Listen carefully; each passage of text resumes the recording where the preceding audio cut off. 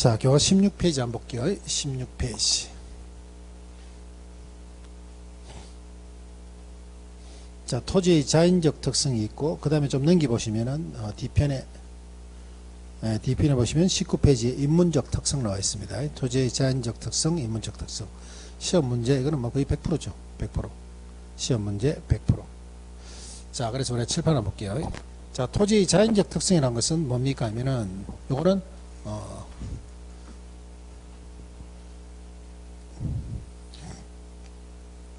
자, 자연적 특성이라는 것은 이거는 토지 자체의 어떤 물리적 특성을 이야기합니다. 토지 자체의 물리적 특성. 그러면 토지는 물리적으로 됩니까 안 됩니까 하면은 안 된다 보셔야 돼. 그래서 물리적으로 안 되는 특성을 가지고 있는 토지의 자연적 특성이라고 합니다. 그래서 이동이 안 되는 것은 부동성, 생산 안 되는 것은 부정성, 소모가 안 되는 것은 영속성, 대체가 안 되는 것은 개별성, 그리고 시험에 안 나오는 인접성. 5가지. 이게 토지의 자연적 특성입니다. 자연적 특성. 자, 그러면은 인문적 특성이라는 것은 뭔데 한번 볼까요? 인문적 특성. 자, 인문적 특성이라는 것은 요거는 기존에 있는 토지에다가 누가 붙었습니까? 하니까 인간이 붙었어. 기존의 토지에다 누가 인간이 붙었다 보시면 돼요. 그래서 안 되는 토지의 특성을 인간이 붙어갖고 되게끔 만드는 것을 요거는 인문적 특성이라고 합니다. 그러니까 이건 후천적이라 봐야 돼요. 후천적이고 변할 수 있습니다. 가변적이고 그 다음에 인위적인 특징이라 봐야 돼요. 자, 그래서 우리가 제일 먼저 보시면은, 교과서 보시면은 19페이지죠. 19페이지 보시면은, 그게 인문적 특성에서 용도의 다양성, 병합 분할의 가능성, 사회, 경제, 행정의 위치의 가변성 3개 보이시죠? 그래서 2번, 3번은 타이틀만 기억하시고, 2번, 3번은 타이틀 기억하시고, 용도의 다양성에서는 별표를 하나 치놓을게요. 용도의 다양성은 아주 자주 놉니다.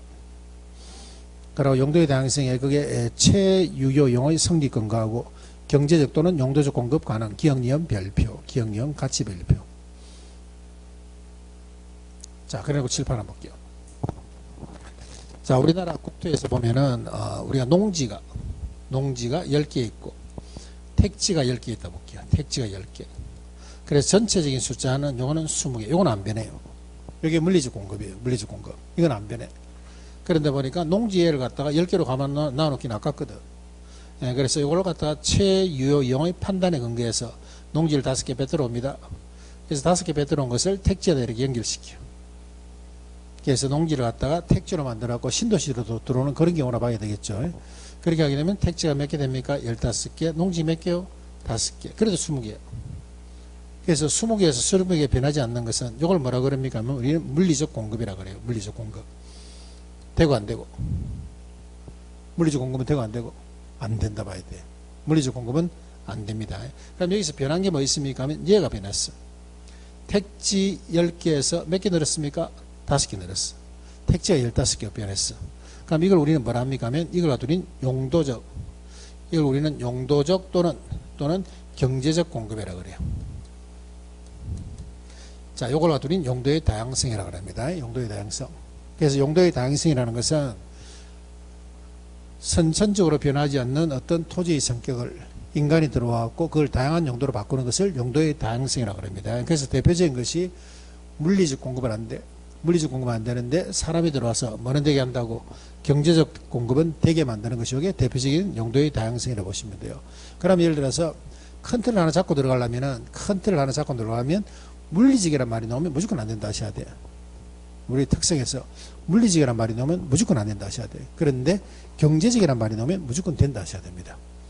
자, 그럼 물리적 공급하면 되고 안 되고 안 되고 물리적 공급하면 안 되고 물리적 감가하면 되고 안 되고 안 된다 하셔야 돼요.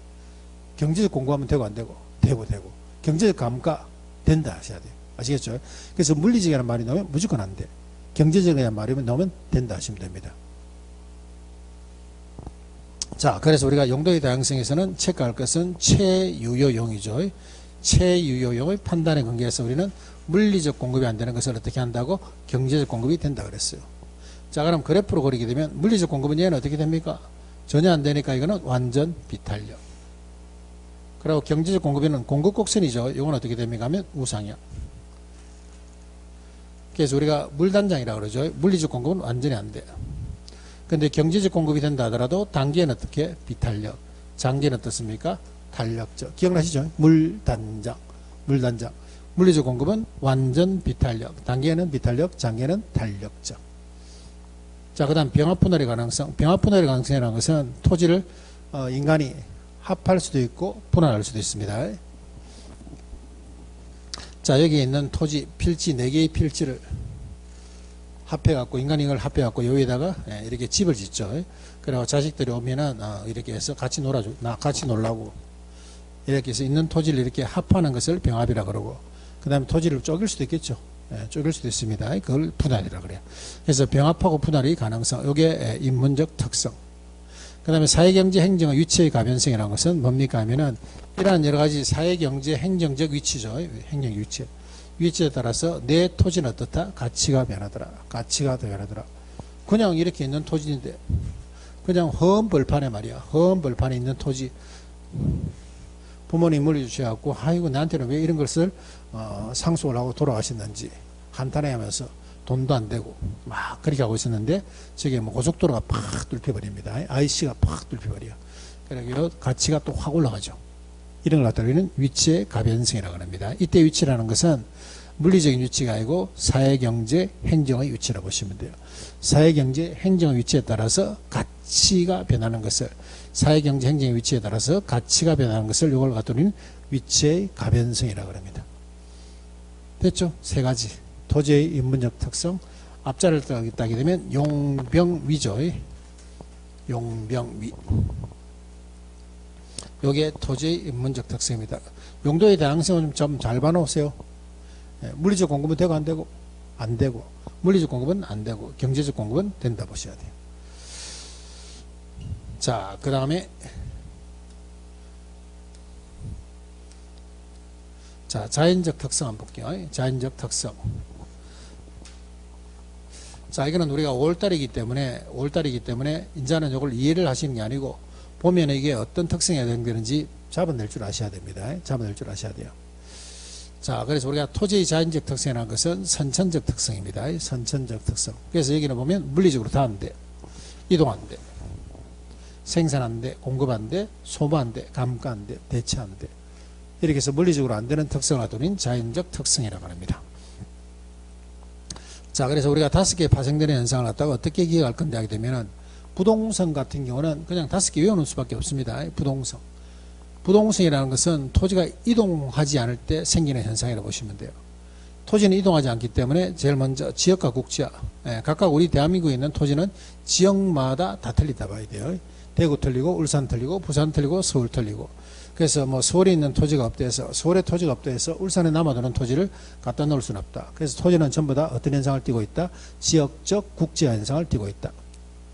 그 다음, 토지하고 서울간 자식은 안 온다 그랬죠. 내가 보러 가야 돼. 그걸 뭐라 그럽니까? 임장활동. 그걸 임장활동. 그 다음에 예비효과 지역 분석이 발생하는 이유도 뭐 때문에? 토지의 부동성 때문에. 토지의 부동성 때문에.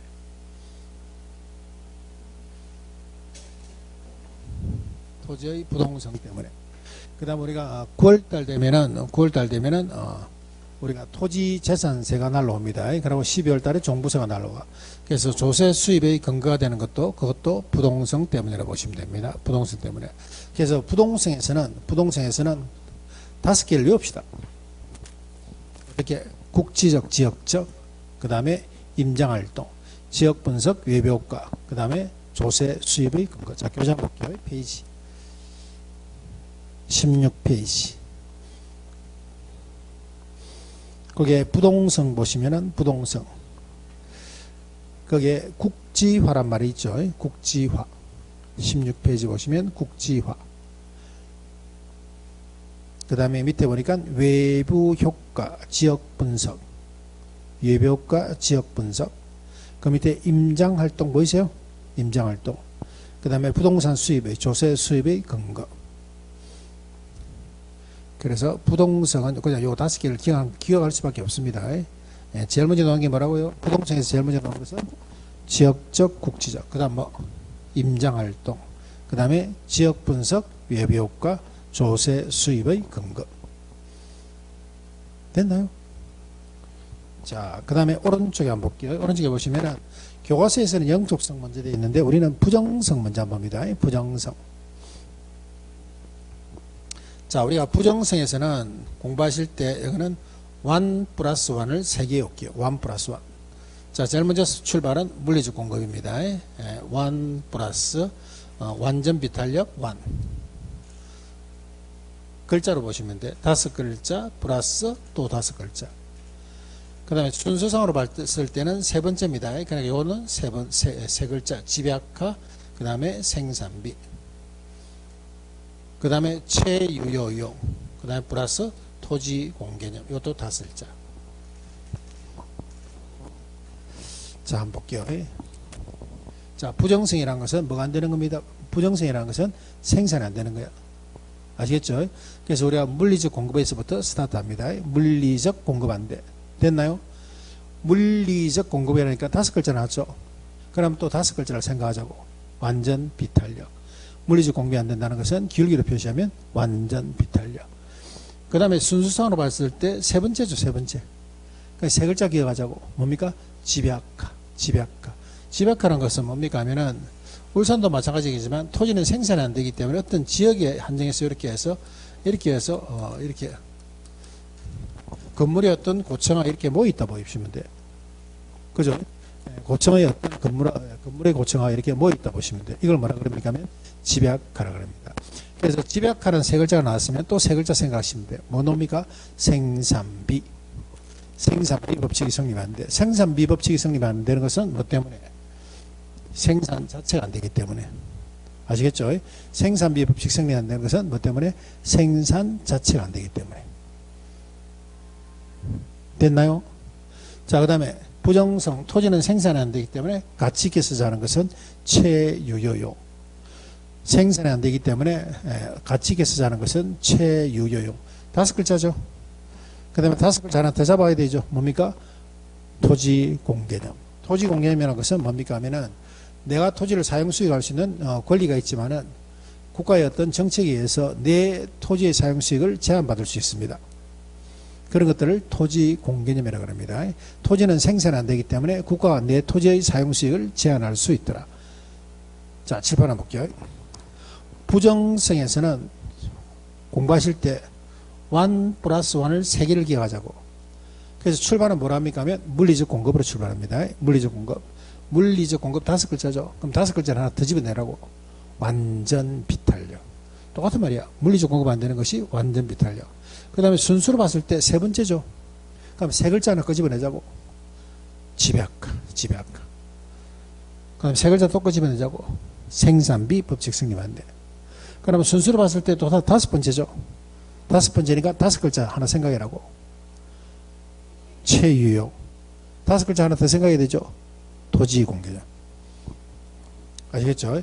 부정성 공부하실 때는 1 플러스 1을 3개를 기억합니다. 3개를 기억해.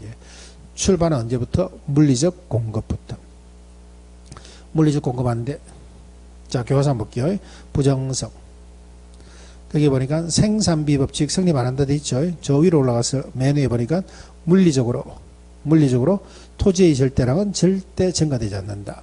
물리적 공급은 안 됩니다. 그럼 공유수면 매립하는 거라 산지기 안에서 택지 만들라고 아파트 세우는 건 어떤 겁니까? 이러면 그러한 것들을 갖다 우리는 경제적 공급이라고 그래요. 아시겠죠? 바다 매립해서 아파트 세우고 산지기 안에서 아파트 세우는 것도 그건 뭐라고? 물리적 공급이 아니고 무슨 공급? 경제적 공급이라고 그래요. 그 서울의 한강도 그죠? 서울의 한강도 한 반 잘라가지고 그 아파트 딱 들었으면 딱 맞는데 매립해갖고.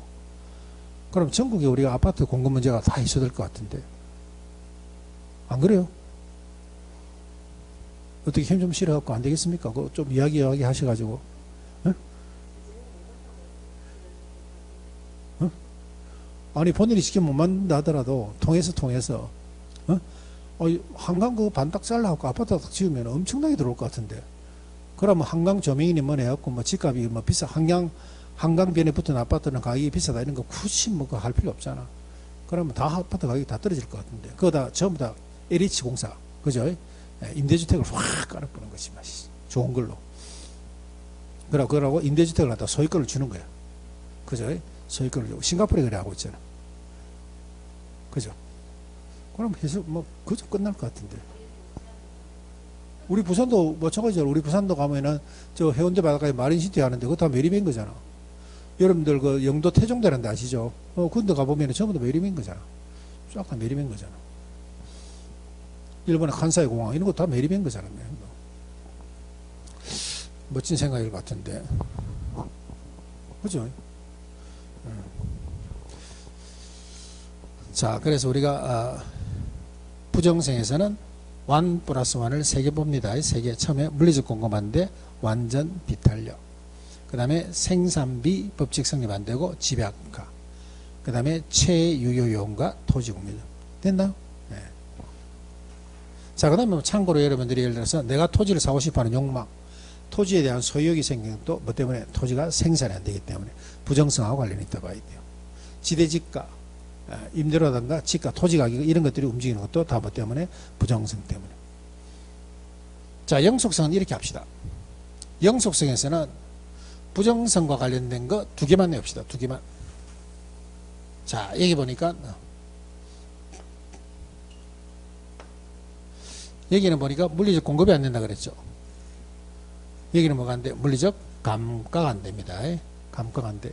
여기는 생산비 법칙이 성립 안 하죠. 근데 여기서는 재생산 이론이 성립 안 해. 2개만. 자, 물리적 공급이 안 되는 것은 뭐 때문에? 물리적 공급이 안 되는 것은 뭐 때문에? 토지의 무선 현상 때문에? 부정성. 물리적 감가가 안 되는 건 뭐 때문에? 영속성. 왜냐하면 토지를 갖다가 여러분들이 있는 토지를 갖다가 자꾸 여러분들이 벌을 내도 토지를 깎아내려도 토지는 깎아내릴 수가 없어. 삽으로 아무리 흙을 파본들 그 토지는 소모가 된다 안 된다? 안 된다. 이해되죠? 자, 다시 한번 더. 물리적 공급이 안 되는 것은 뭐 때문에? 물리적 공급이 안 되는 건 뭐 때문에? 부정성. 물리적 감가가 안 되는 것은 영속성. 자, 그 다음에 생산비 법칙이 성립하는 것은 뭐 때문에? 부정성. 그 다음에 여기는 뭐가 성립 안 됩니까? 재생산 이론이 성립 안 돼. 재생산 이론이 성립 안 되는 것은 뭐 때문에? 소모가 안 되기 때문에. 생산비 법칙이 성립 안 되는 것은 뭐 때문에? 생산이 안 되기 때문에. 재생산하려면 어떻게 해야 돼? 생산한 것을 써줘야 돼. 빵집 가다가 여러분 빵도 마찬가지죠. 오전에 예를 들어서 빵을 만들어냈는데 여러분들이 그걸 갖다 소비를 해줘야 돼. 그래야만 오후에 빵을 재생산합니다. 근데 토지란 것은 성격상 뭐가 안 되기 때문에 소모 자체가 안 되기 때문에 뭐가 안 된다고? 재생산 이론이 성립 안 된다 봐야 돼요. 됐나요? 2개만 구분합니다. 2개만. 물리적 공급이 안 되는 것은 뭐 때문에? 부정성. 물리적 감가가 안 되는 것은 뭐 때문에? 영속성. 생산 비법칙이 성립 안 되는 것은 뭐 때문에? 부정성. 재생산 이론이 성립 안 되는 건 뭐 때문에? 영속성 때문에. 됐죠? 그 다음에 영속성 나머지를 어떻게 할 겁니까 하면은 영속성이라는 것은 좀 말 속에 어떤 미래라는 게 조금 들어있다 생각 안 들어요? 영속성이란 말 속에 무슨 미래라는 말, 장기 이런 말이 좀 포함되어 있다 생각 안 들어요? 그렇기 때문에 문장에서 가치라든가 장기, 장래, 미래 예측 이런 말이 나오면 전부 다 영속성하고 관련이 있다 봐야 돼. 그 다음에 이익 이런 말, 임대차 시장 이런 것들은 영속성과 관련이 있다 봐야 돼. 자, 이익은 왜 영속성과 관련이 있습니까 하면은 나는 토지를 내 있는 토지에다가 위에 집을 짓고 토지를 갖다가 소유하면서 살았는데 자식 놈은 내 죽자마자 거기 있는 토지를 갖다가 임대 놔주고 자기는 서울로 도망갑니다. 그러면 나는 집을 갖다가 내가 소유하면서 이익도 챙기지만은 자식은 뭐다? 임대차 시장을 통한 사용이익을 챙긴다 봐야 돼요. 그래서 우리가 이익이라든가 이득, 이익, 이득이란 말이 나오면 이거는 전부 다 뭐다? 영속성하고 관련이 있다 봐야 돼요. 자, 교과서 한번 볼까요? 네. 17페이지 보시면은 거기에 영속성 되어 있죠. 위에 보시면은 물리적 감가상각 적용 배제. 물리적 감가상각 적용 배제. 거기 보니까 그 밑에 재생산 이론 메뉴입니다. 위에서 둘째 줄. 재생산 이론 사고방식 적용하는데 그 다음에 소유이익 사용이익의 분리 이익 그 다음에 임대차 시장 그 다음에 가치 장래 장기 예측 이런 말이 나오면 전부 다 이거는 영속성과 관련이 있다 봐야 됩니다. 자, 영속성하고 부정성 정리합시다. 물리적 공급이 안 되는 것은 뭐 때문에요?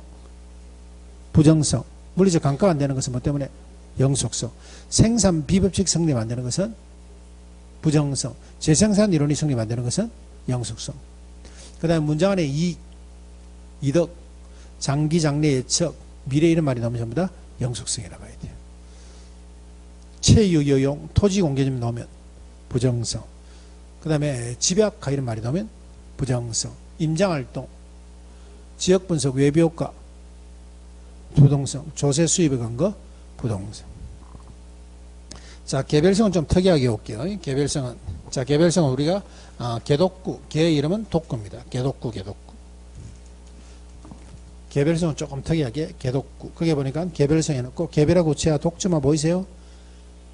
개별하고 구체화 독점화 찾았습니까? 그래서 개의 이름은 독구입니다. 개독구. 자, 안 된다는 거 3개 찾아갑니다. 안 된다는 거. 그 위에 보니까 일물일가의 법칙이 적용 안 된다 돼 있죠? 일물일가의 법칙이 적용이 곤란하고. 그 밑에 보니까 부동산 간의 비교가 곤란하고. 부동산 간의 비교가 곤란하고. 공통 이런 원리 도출이 곤란하단 말 보이세요? 그래서 우리가 여기 보니 요거는 공부를 이렇게 할게요. 개 이름 뭐라고요? 독구입니다. 독구, 독구. 그래서 독구한테 안 돼, 안 돼, 안 돼 하죠. 독구한테 말한다고? 안 돼, 안 돼, 안 돼 합니다. 안 돼, 안 돼, 안 돼. 일물가의 법칙 적용 안 돼. 부동산 간에 비교 안 돼. 그 다음에 공통의 논리 이런 도출이 안 돼. 그럴 수밖에 없는 게 개별성은 뭐가 안 됩니까? 대체가 안 돼요. 개별성은 대체가 안 돼. 여러분들 마찬가지. 아파트 예를 들어서 같은 라인에, 같은 동에, 같은 라인에 살아. 그래도 그 집하고 우리 집은 틀리다 그래요. 사람들이. 또 우리 바로 옆집에 있는 사람도 내하고 저 집하고 또 틀리다 그래요. 그만큼 부동산 책에서는 개별성이 여기에 두드러집니다. 그렇기 때문에 어떤 논리 도출이라든가 비교 이런 게 안 된다 봐야 돼. 일물일가. 한 개의 어떤 물건이, 한 개의 물건이 똑같은, 전국적으로 똑같은 가격을 가진다. 말이 안 되는 소리죠. 일물가의 법칙 적용 안 돼. 뭐 때문에? 개별성 때문에. 됐나요? 개일은 뭐라고요? 독구. 독구한테 주의 줍니다. 안 돼, 안 돼, 안 돼, 주의 주죠. 그러니까 독구가 뭐라 그래요? 욕을 합니다. 이런 개쓰리비 나면서. 이런 개쓰리비. 쓰리비 찾아봅니다. 거기 보니까 거래의 비공개. 그 다음에 상품의 비표준. 그 다음에 시장의 비조직성. 이 쓰리비가 토지의 자연적 특성에서 어디서 나오는 거라고? 개별성에서 나온다고. 자, 내가 한번 보고 싶은 파트가 있습니다. 한번 보러 갑시다.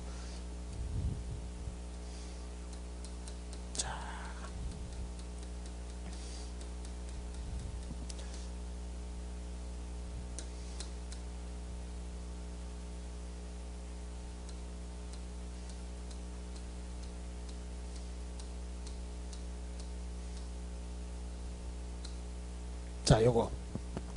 우리가 시장론파 때 여러분들이 부동산 시장의 특성 공부했습니다. 공부했을 때 부동산 시장의 특성의 대표적인 이유가 뭡니까? 쓰리비 보이시죠? 그럼 여기 말하는 부동산 시장이라는 것은 무시장, 불안전 경쟁시장. 그러면 개별성에 나오는 쓰리비라는 것은, 개별성에 나오는 쓰리비라는 것은 부동산 시장의 어떤 요인이라고 보시면 돼요. 그럼 말을 바꾸게 되면은 개별성 때문에 불안정 경쟁시장의 요인이 된다. 이렇게 되겠습니까?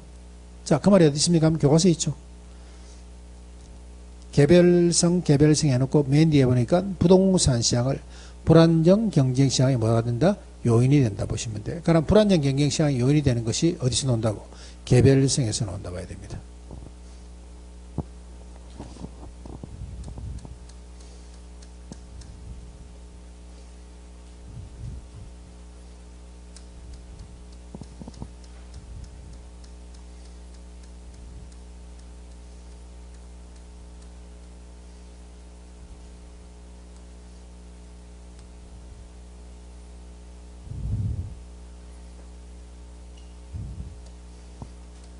자, 그 다음에 인접성에서는 지역 분석, 외부효과, 다시 말해서 부동성이 갖고 있는 두 가지만 챙기시면 됩니다. 챙기시면 돼요. 자, 그럼 한번 해볼게요. 제일 먼저 하신 게 우리가 부동성입니다. 부동성, 토지의 자연적 특성에서 부동성 5가지. 지역적, 국지적, 그 다음에 임장활동, 그 다음에 지역 분석, 외부효과, 조세 수입의 근거. 이런 현상들이 뭐 때문에 나온다고? 부동성 때문에 나온다고. 그 다음에 부정성. 부정성이라는 것은 1 플러스 1 3개기가 가자 그랬죠. 스타트는 뭐로? 물리적 공급 안 돼. 5글자 완전 비탄력. 세 번째니까 세 글자 집약화. 한 개 더 생산비 법칙 성립 안 돼. 5번째죠. 5글자 체유효용. 한 개 더 토지 공개념 도입 근거가 되는 것이 이게 부정성입니다. 그 다음에 영속성에서는 부정성하고 비교해서 2개만 가자 그랬죠. 물리적 공급이 안 되는 것은 뭐 때문에? 물리적 공급이 안 되는 것은 뭐 때문에? 부정성 때문에. 물리적 감가가 안 되는 것은 뭐 때문에? 영속성 때문에. 생산비 법칙이 성립 안 되는 것은 뭐 때문에?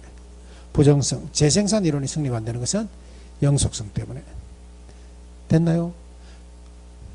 그 다음 우리가 영속성에서는 장기 장래 미래 예측 이익 이득 임대차 시장. 장기 장래 미래 예측 이익 이득 임대차 시장에 나오면 이거는 영속성. 개별화는 좀 개별성은 좀 독특하게 하자 그랬죠. 개 이름 뭐라고요? 독구. 개 독구. 성질에 들어서 안 되는 게 많아. 안 돼. 일물가의 법칙 성립 안 돼. 부동산 간에 비교 안 돼. 공통 논리 이론 도출이 안 돼. 그래서 곤란하다 많이 나오면 개별성. 안 돼 하니까 이러면 개가 성질내죠. 성질내면서 뭐랍니까? 개쓰리비라고 합니다. 쓰리비. 거래를 공개하는 거 싫어합니다. 거래의 비공개. 상품은 표준화가 없죠. 상품의 비표준. 조직성이 없는 것을 비조직성. 이런 쓰리비. 이런 쓰리비 때문에 부동산 시장, 다시 말해서 불안정 경쟁 시장이 뭐가 된다? 요인이 된다. 불안정 경쟁 시장이 요인이 된다. 누구 때문에? 개별성 때문에. 됐습니까? 자, 넘깁니다.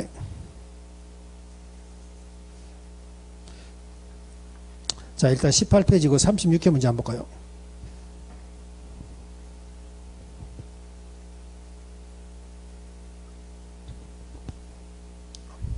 답이 내가 보기 한 3초 안에 답이 나오겠다. 36회 문제 밑에 거 36회 35회 말고 36회 문제 밑에 거 답 구하는데 3초. 답 몇 번이에요? 답이 바로 나오죠. 네, 이런 게 그만큼 쉽게 나와. 시험 문제가. 체유효 이용 여기까지 딱 읽으면 부정성. 그죠? 네. 지대지가 발생 부정성. 집약화 부정성. 물리적으로 생산하는데 부정성. 참 좋으신 출제자다. 그죠? 자, 그 다음에 그 옆에 19페이지 한 번입니다. 부동산의 속성. 부동산의 속성 넘기셔가지고. 자, 20페이지 보시면은 그게 공간으로서의 부동산입니다. 우리 총론 파트의 마지막 파트죠. 공간으로서의 부동산. 자, 1번에 보니까 부동산의 공간 개념이라는 것은 3차원 공간, 수평 공중, 지중 공간.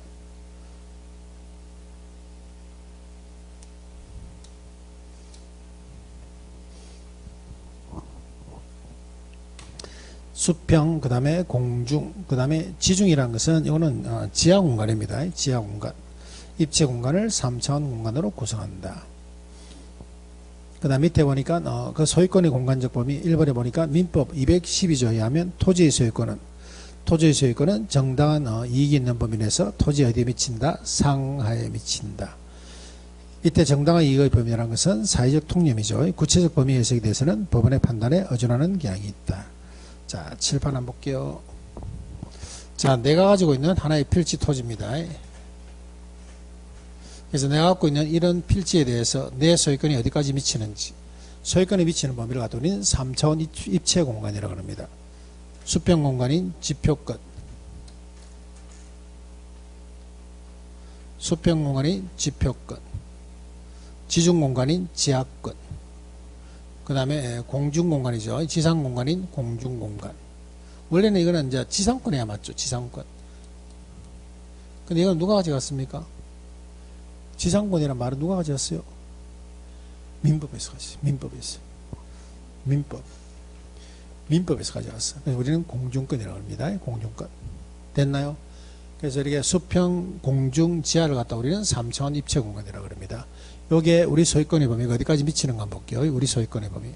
일단 우리가 지표 땅 위에는 땅 위에는 뭐가 흐르겠습니까 하면 여기 물이 흘러, 물.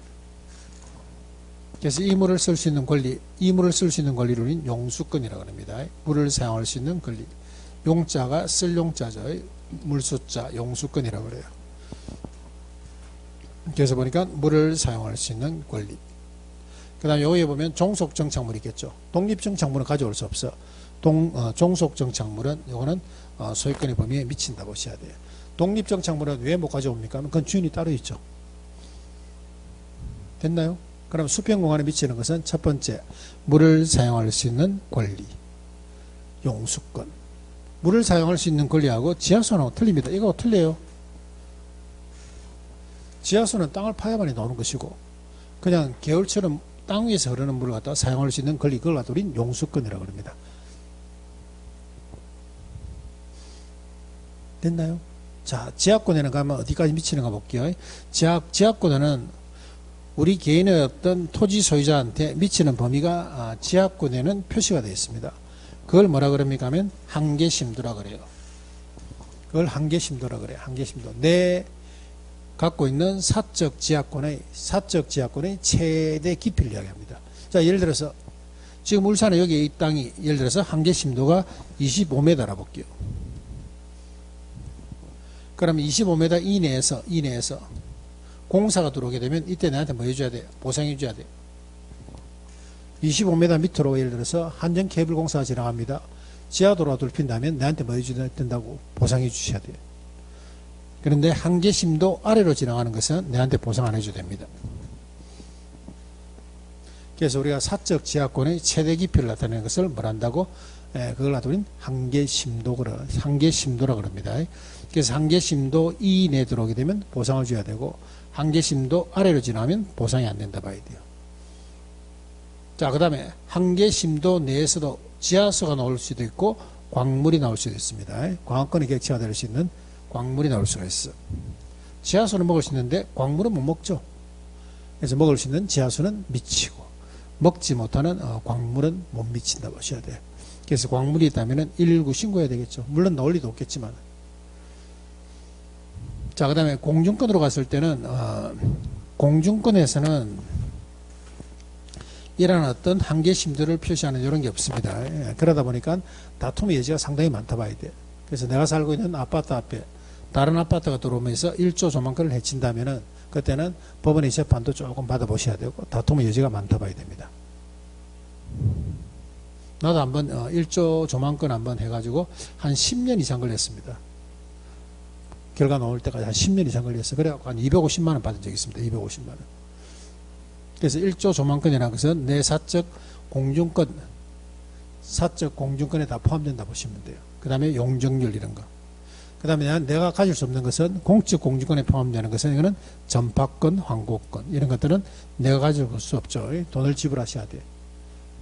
됐나요? 이러한 공간을 가도 우리는 3차원 입체 공간이라고 그러고, 그 다음 우리가 알아둘 것은 TDR 요거 얘가 뭡니까 하면 이게 개발권 양도제도입니다. 개발권 양도제도.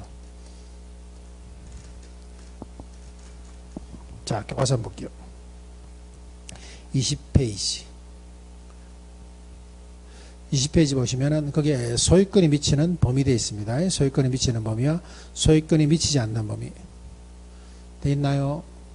소유권이 미치는 것은 종속정착물, 그 다음에 공중권으로 봤을 때는 1조 조망권, 용적률, TDR, 사적 지하권에 미치는 것은 지하수, 한계심도 이내에 들어오면 보상, 소유권에 미치지 않는 것은 독립정착물, 공적 공중권, 다시 말해서 항공권, 전파권, 지하권에서는 미채굴 광물 이런 것들, 그 다음에 한계심도 아래로 가게 되면 보상이 안 됩니다.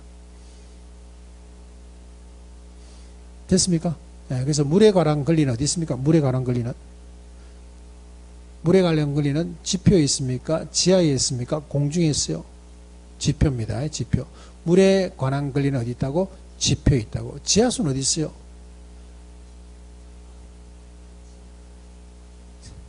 말 그대로 지하 공간. 말 그대로 뭡니까? 지하 공간. 그거 두 개 좀 구분할게요. 물에 관한 권리라는 것은 육지 위로 그냥 흐르는 물이에요. 흐르는 물. 얘의 권리는 어디 있다고요? 지표권. 땅을 파니까 지하수 온천이 나오죠. 지하수 온천. 그건 어디 있습니까? 지하권이 있다 봐야 돼. 자, 그 다음에 개발권 양도제도 오른쪽에 한번 볼게요. 그게 별표. 별표가 있어요. 오른쪽에 별표. 베트남 국기 별표. 현재 우리나라에서 실시되고 있지 않는 정책. 그거 별표입니다. 별표 치다는 것은 중요하다고 해놓은 거겠죠. 5개 기억합니다. 5개. 개발권 양도제도, 택지 소유 상한제, 토지 초과이득세제, 종합토지세, 공환지세 5개 꼭 기억하시고. 자, 그 다음에 개발권 양도제도 한번 볼게요. 자, 개발권 양도제도가 단독적으로 요즘 시험에 안 나와요. 옛날에는 단독적으로 시험에 나왔는데 요새는 안 나와 잘. 자, 여기에 보니까 토지 A라는 사람과 B라는 사람이 토지를 갖고 있습니다. 그래서 이 사람들한테는 뭐가 있습니까 하면 토지 소유권이 있어. 근데 이 사람이 여기다 이제 개발을 하고 싶지. 이렇게 한 10층까지 개발을 하고 싶어서 시군구에, 미국입니다. 한국은 요거 지금 안 돼. 한국 이런 거 없습니다. 미국에 허가 신청을 받으러 딱 이렇게 서류를 제출하니까 미국에서는 여기에 지가가 높고, 그 다음에 규제도 강화된 지역이기 때문에 허가를 5층까지 밖에 안 해주죠. 자, 그래서 일단 5층까지 허가를 받았죠. 그러면 우리나라하고 틀린 거는 여기다 플러스 뭐가 들어갑니까 하면 미국은 개발권이 들어갑니다. 우리나라 이거밖에 없잖아. 그죠? 근데 미국은 뭐가 있습니까? 개발권이라는 게 있습니다. 우리나라는 뭐 용적률 이양 제도라고 해갖고 그렇게 말은 지금 있는데 실질적으로 지금 하고 있지는 않은 것 같아요. 그래서 미국에는 소유권에다 플러스 뭐 있다고요? 개발권이라는 게 붙어 있어. 자, 그래서 공사를 하는데 갑자기 B 토지에서 문화재가 튀어나왔습니다. 문화재. 전화 오겠죠? 뭐라고 그랬습니까? 영어로 하겠죠, 영어로. 뭐라고? 스톱. 네? 문화재가 튀어나왔으니까 그동안, 태어난 그 시간부터는 이제 작업을 못 하도록 하지. 문화재 보존구역이기 때문에 여기서는 더 이상 작업이 안 됩니다. 이렇게 됩니다. 그럼 이 사람은 지금 뭐 있는데, B라는 사람한테 뭐가 있는데, 5층까지 지을 수 있는 뭐가 있습니까? 개발권이 있어, 개발권. 그럼 이 사람이 작업을 포기하게 되면 형평성에서는 안 맞다는 거예요. 그래서 이 개발권 양도제도라는 것은 형평성을 이거는 보완하기 위한 제도로 보시면 돼요. 억울하죠.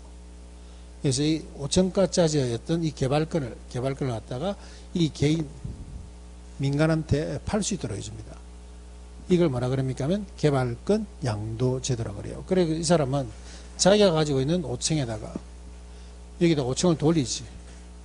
그럼 처음에는 10층까지 규제를 강화했다가 이렇게 해서 개발권 양도제도를 얻은 토지에 대해서 개발권에 대해서 또 완화해 줄 수밖에 없겠죠. 완화해 줄 수밖에 없어. 됐나요? 이게 개발권 양도제도입니다. 그러면 특징 2호는 첫 번째, 이거는 우리나라에서 시행이 되고 안 되고, 우리나라에 시행 안 됩니다. 우리나라에서는 시행 안 돼. 그 다음에 여기는 전부 다 사적이란 말이 나와요. 사적 공중권 활용 방안. 그 다음에 사적 자금이 동원됐다 봐야 돼요. 여기는 절대 넣으면 안 되는 것이 공적이란 말이 넣으면 안 돼. 공적 자금이 동원됐다든가, 공중권의 어떤 임대차를 활용했다든가, 이런 말이 넣으면 안 돼요. 이거는 사적 자금, 다시 말해서 시장기구를 통해서 이루어진 제도라 보시면 됩니다. 시장기구를 통했다는 것은 이 친구가 얘하고 거래를 했다는 거예요. 다시 말해서 사적 자금이 일로 넘어왔다 보시면 돼요. 됐나요? 자, 교과서 한번 볼까요? 21페이지. 20페이지 보시면 개발권 양도제도. 우리나라에서는 시행되고 있지 않습니다. 그럼 밑에 보니까 내용 및 특징을 보시면 이용 규제가 어떠한 지역, 심한 지역입니다. 20페이지 맨 밑에 이용 규제가 심한 지역이고, 그 다음 오른쪽에 보시면 개발권만 양도하는 거죠. 개발권 21페이지 맨 위입니다. 21페이지 맨 위에 개발권만 양도하는 것이고, 사적 공중권 활용 방안입니다. 공적 공중권이라면 X. 시장기구를 통했다는 것이 사적 자금이 동원됐다 보시면 돼요. 그다음 이쪽 지역은 지가 높아야 됩니다. 규제가 강화된 지역이야 하고, 그다음에 이거는 형평성을 추구하기 위한 제도이기 때문에 효율성이 떨어진다는 데서는 단점이라 봐야 됩니다. 그래서 여기는 형평성을 보완하는 제도라 보시면 됩니다. 됐나요? 자, 문제 하나 볼까요? 소유권의 공간적 범위에 관한 설명 중 틀린 것은 1번. 토지 지표를 토지 소유자가 배타적으로 이용하고 작물을 경작하거나 건물을 건축합니다. 토지 소유자가 배타적으로 토지를 이용해서 경작, 건물을 건축할 수 있다는 것은 권리를, 이걸 뭐라 그럽니까? 지표권, 토지 위에 생기는 거죠. 그 다음에 공중공간을 타인의 방해 없이 일정한 고도까지 포괄적으로 이용할 수 있는 권리를, 이걸 뭐라 그럽니까 하면 공중권. 세 번째, 토지 지하에 관한 권리 하나인 광업권은 토지 소유자의 권리로 인정된다. 이게 틀렸죠. 광업권의 객체 강물이라는 것은 소유권의 범위에서 벗어난다 보셔야 됩니다. X. 소유자가 지하 공간에서 어떤 이익을 얻거나 지하 공간을 사용할 수 있는 권리, 이걸 뭐라 그럽니까? 지하권. 다섯 번째, 국가가 사유지 지하의 일부를 사용하기 위해서 국가가 구분지상권을 설정할 수 있다. 맞죠? 우리는 토지 공개념 제도를 통해서 여러분들이 갖고 있는 토지에 대한 권리를 약간 제한할 수도 있습니다. 이런 것들이 전부 다 토지 공개념이라고 보시면 됩니다. 됐나요? 그래서 답은 3번이 됩니다. 됐죠? 여기까지가 총론 파트입니다. 자, 좀 쉴게요.